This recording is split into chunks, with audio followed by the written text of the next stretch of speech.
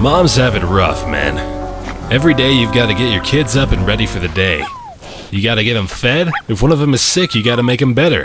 If a huge bird is soaring overhead, you have to guide them through thick weeds at the appropriate time to make sure they're not swooped away, eaten, digested, and regurgitated for nasty birdie offspring. Ah, motherhood.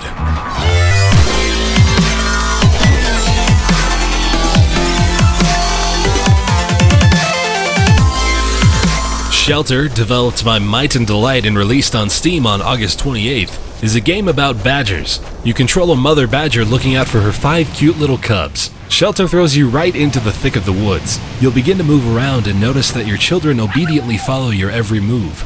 That is, except for one, a colorless cub who looks a little worse for wear.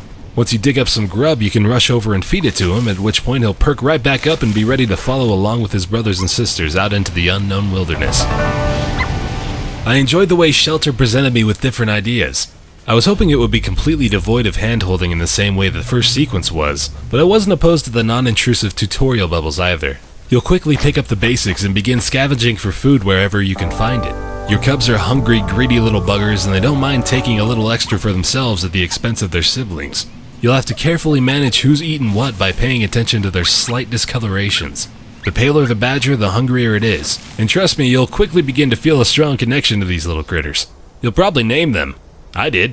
George, Snapper, Mango, Rodriguez, and Sledgehammer. Colors in Shelter are both a core element of gameplay and a beautiful component of the aesthetic of the game. Shelter has an extremely unique look and feel. It almost feels like the textures are handmade from construction paper. Origami-esque shrubs and trees litter the vivid forests and rivers you'll come across early on. And the architecture only becomes more stunning as you delve deeper.